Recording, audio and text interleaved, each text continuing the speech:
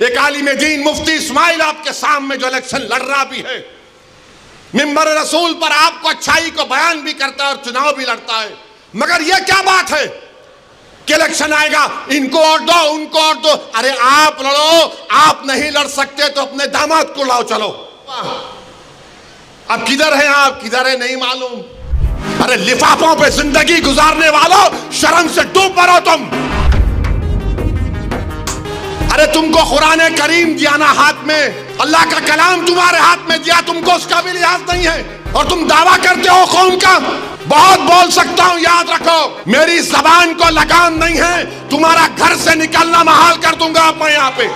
अस्सलामु अलैकुम नाज़रीन, असदुद्दीन ओवैसी साहब का ये बयान 1 दिसंबर 2024 इतवार के दिन का है, जो मौलाना सज्जाद नोमानी साहब पर दिया है। जबकि इलेक्शन से पहले ओवैसी साहब ने बयान दिया था कि हम मौलाना की शान में बेअदबी नहीं करेंगे। इख्तलाफ करो, बोलो कि हमको आपके फैसले को हम नहीं मानते और पतंग के निशान पर बटन दबाएंगे इंशाअल्लाह ताला। और नाजरीन, असल में पूरा मामला क्या है वो हम आपको बताते हैं। मौलाना सज्जाद नोमानी साहब जो हिंदुस्तान के मशहूर व मारूफ बुजुर्ग आलिम दीन है, महाराष्ट्र के इंतखाबात में उन्होंने एक लिस्ट जारी की थी। औरंगाबाद में बहुत सारे उम्मीदवारों की तायीद की थी, जिसमें मजलिस इत्तेहादुल मुस्लिमीन असदुद्दीन ओवैसी साहब की पार्टी से जनाब इम्तियाज जलील साहब उनकी तायीद नहीं करते हुए उनके मुकाबले में समाजवादी पार्टी की तरफ से इलेक्शन लड़ने वाले डॉक्टर अब्दुल गफ्फार साहब की हिमायत मौलाना सज्जाद नोमानी साहब ने की थी, जिन्हें 2024 के असम्बली के महाराष्ट्र के इंतखाबात में जिसका रिजल्ट अभी आया, वहां पर सिर्फ उनको 6000 वोट मिले, जबकि इम्तियाज जलील साहब जीतने से रह गए और 2000 वोटों से इम्तियाज जलील साहब की हार हुई।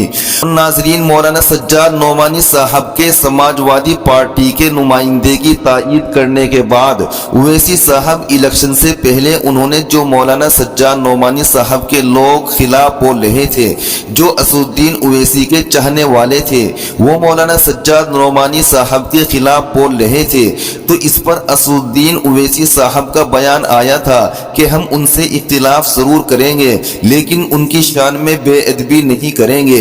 मगर अब इलेक्शन के बाद बहुत गुस्से में असदुद्दीन ओवैसी साहब ने 1 दिसंबर 2024 इतवार के दिन मालेगांव में बयान देते हुए जो असदुद्दीन ओवैसी साहब का अंदाज होता है, उस अंदाज में उन्होंने किस तरह से मौलाना सज्जाद नोमानी साहब और जो लोग और जो हजरात वहां पर औरंगाबाद में इम्तियाज जलील की मुखालिफत कर रहे थे, उन पर क्या बयान दिया है। और ये बयान सोशल मीडिया पर बहुत ज्यादा वायरल हो रहा है। आइए वो बयान देखते हैं। वो लोग जो औरंगाबाद में बोले थे इम्तियाज जलील को वोट मत दो, उस समाजवादी पेंडेंट को तो बोले थे चेहरा दिखाओ औरंगाबाद के आवाम के सामने तुम। अरे लिफाफों पे जिंदगी गुजारने वालों, शर्म से डूब मरो तुम। मेरे घर को आए थे, मेरे घर को आए थे हैदराबाद को, बगैर बोले मेरे घर को आए।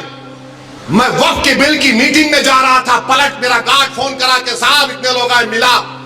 घर पे आए तो मैंने कहा कि मेरा घर इतना बड़ा नहीं है, आप लोग 20 लोगों को ले लीजिए। 20 लोगों को बिठाया, वो बात करे मैं बात करा, लेटर लिख के दिए, इनको टिकट दो, मैं गौर करूंगा। फिर जाने से पहले मैंने अल्लाह के वली के अंग्रेजी कुरान का तर्जुमा जो तुर्की का छपा हुआ है, उसकी 4 कॉपियां इन जिम्मेदारों को दिया कि आप मेरे घर को आए, ये अल्लाह के वली की कुरान का तर्जुमा है। एक एक के हाथ में दिया तो औरंगाबाद जाके बोले हम घर को गए थे, हमारे को चाय तक नहीं पिलाए। अरे आप पहले से बोल देते तो नान खलिया खिला देता मैं आपको। मेरे को नहीं मालूम था कि तुम मेरे घर को खाना खाने आ रहे। अरे तुमको कुरान करीम दिया ना हाथ में, अल्लाह का कलाम तुम्हारे हाथ में दिया, तुमको उसका भी लिहाज नहीं है और तुम दावा करते हो कौन का। बहुत बोल सकता हूं, याद रखो मेरी जबान को लगाम नहीं है, तुम्हारा घर से निकलना महाल कर दूंगा मैं यहाँ पे।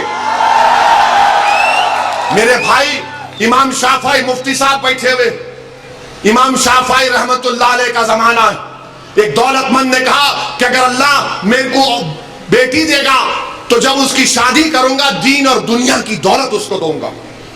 जब बेटी की शादी का मौका आया, उलमाए किराम के पास गया। उलमाए किराम ने कहा कि नहीं, तू नहीं दे सकता, दीन और दुनिया की दौलत तो कैसे देगा, तेरी कसम गलत हो गई। इमाम शाफई के पास गए। इमाम शाफई बोले बहुत आसान है। इमाम शाफई रहमतुल्लाह अलैह ने कहा तेरी बेटी की शादी कब है? उसने कहा फुला दिन है। बोले मैं आ रहा हूं, चला जा। इमाम शाफई पहुंचे। इमाम शाफई रहमतुल्लाह अलैह ने कहा कि आसान है। वो बोला कि हज़रत शादी तो हो गई, क्या है बताओ।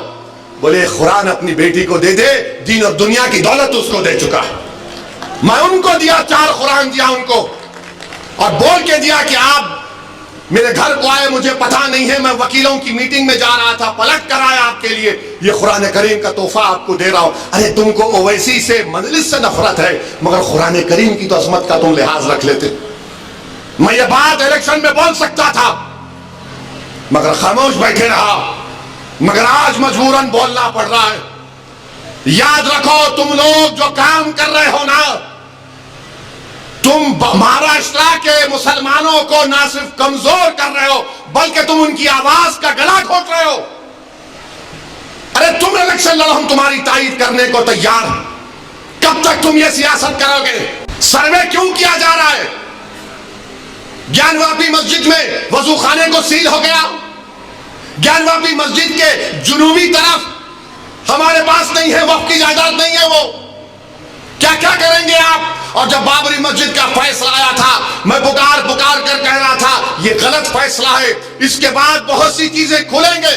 तो मेरे खिलाफ ये वही लोग हैं जो आज इस असेंबली के इलेक्शन में इनको वोट दो, उनको वोट दो ऐलान किए थे।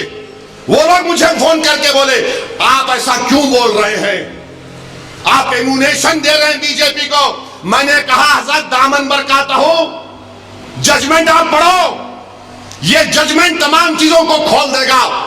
मुझसे कहा कि आप खामोश हो जाओ, ऐसी तुम मत बोलो। मैंने कहा मौत मेरे को खामोश कर सकती, जब तक अल्लाह जिंदा रखेगा मैं सच्चाई को बयान करूंगा और बयान करता रहूंगा। आज बोलो खामोश हो जाओ। मैं जब कह रहा था तो कोई बोल रहे हैं मत बोलो, इनको क्या है, ये भड़काऊ भाषण दे देते, इनको क्या है, इनको टीवी पे जाके बोलने का शौक है। आज क्या हुआ महाराष्ट्र के चुनाव में? क्या बीजेपी ने क्या कहा जा जाकर? आज हमारे पास करण जैसे, क्या नाम है, यूसुफ पुंजानी आकर तकरीर करके गए, मैं इलेक्शन जीतने का हार गया। उन्होंने कहा कि बीजेपी ने पूरे महाराष्ट्र में प्रचार कर दिया कि फतवा जीतेगा या भगवा जीतेगा। बताओ ये कौन है लोग? अरे आपको अगर इलेक्शन लड़ना है लड़ो, आगे बढ़ो, सिर्फ बैठकर ऐलान करने से नहीं होता। इलेक्शन लड़ो, मालूम होता आपको कैसे वोट हासिल करना पड़ता है। एक आलिम दीन मुफ्ती इस्माइल आपके सामने जो इलेक्शन लड़ रहा भी है, मिंबर रसूल पर आपको अच्छाई को बयान भी करता है और चुनाव भी लड़ता है, मगर यह क्या बात है कि इलेक्शन आएगा इनको वोट दो, उनको वोट दो। अरे आप लड़ो, आप नहीं लड़ सकते तो अपने दामाद को लाओ, चलो लड़ो ना, क्यों नहीं रोकना? नहीं, हम इनको बोलेंगे, उनको बोलेंगे। क्या हुआ? आपने बीजेपी को हैंडल दे दिया। यूसुफ पुंजानी कह रहा है कि बीजेपी गली गली जाकर ऐलान कर दी कि फतवा जीतेगा या भगवा जीतेगा। अरे जब सियासत नहीं आता करना तो मत करो, दुआ करो या हिकमत अमली से इख्तियार करो। नहीं, हमको सब चीज होना। देख लिए क्या हुआ? अब किधर है आप, किधर है नहीं मालूम। और नाजरीन, संभल जामा मस्जिद तशद्दुद के सारे हालात आपके सामने हैं। तो संभल तशद्दुद को लेकर कांग्रेस पार्टी से सहारनपुर के रुकन असम्बली इमरान मसूद को बहुत गुस्सा आया है। उनकी ये वीडियो भी देखे। उन्होंने कहा है कि क्या करे मुसलमान, घर में रहेगा तो फसादी घुसकर मारेंगे, बाहर आएगा तो पुलिस मारेगी। क्या हाल कर दिया है इस मुल्क का। आइए ये वीडियो भी देखते हैं। क्या करे मुसलमान यार, घर में रहेगा तो दंगाई घुस के मारेंगे, बाहर निकलेगा तो पुलिस मारेगी। क्या करे मुसलमान, क्या हाल कर दिया देश में हमारा। क्या हो रहा है कि घर में रहेंगे, घर से नहीं निकलेंगे, बहराइच में घर से नहीं निकले, सड़क पे नहीं आए तो घर में घुस गए, घर में घुस करके मारा, उसके बाद पूरा मार्केट जला दिया, पुलिस ने गोलियां मार दी। सर्वे पूरा हो गया, कोई बोला नहीं, क्यों नहीं करा, तो उन्होंने कहा ये झगड़ा नहीं हुआ तो क्या होगा, इसके साथ आदमी भेजो, आदमी भेजे जाते हैं। आदमी जाते हैं, नारे लगाते हैं, उकसाने, आमने सामने, जैसे ही आमने सामने आए उनको इधर किया और सामने गोली मारी, मार दिया। हो क्या रहा भाई? ये कोई तो देखेगा, कोई तो देखेगा। और मैं तो हाथ जोड़ के सबसे विनती करता हूं, अल्लाह के वास्ते, खुदा के वास्ते, भगवान के लिए, ईश्वर के लिए, इस देश को मत जलाओ।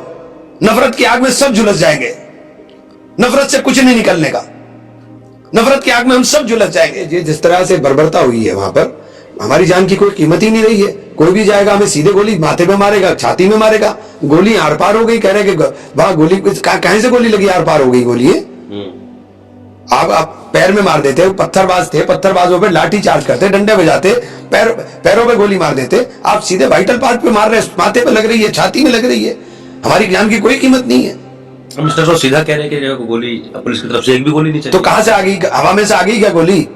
अभी तक जितने आपने फोटो जारी किए हैं, सारों के हाथ में पत्थर हैं, किसी के हाथ में तमंचा मुझे तो दिखाई नहीं दिया। और तमंचे की इतनी पावर नहीं होती कि वो आर पार कर दे। गोलियां आर पार होनी है भाई। गोली SLR से अगर चलेगी गोली तभी आर पार जाएगी, राइफल की गोली, तमंचे की गोली नहीं जाएगी। मैं भी शूटिंग करा हुआ हूं, मुझे भी पता है कि क्या वो होता है। अब बताइए, जिनके घर तबाह हो गए उनके लिए कोई बात नहीं हो रही है। पत्थरबाज है, पत्थरबाज है, अरे पत्थरबाज है तो डंडे मार दो इनके, पत्थरबाजों के बंद कर दो 200 200 500 को, तुम्हारे पास तंत्र है। लेकिन जान ले लोगे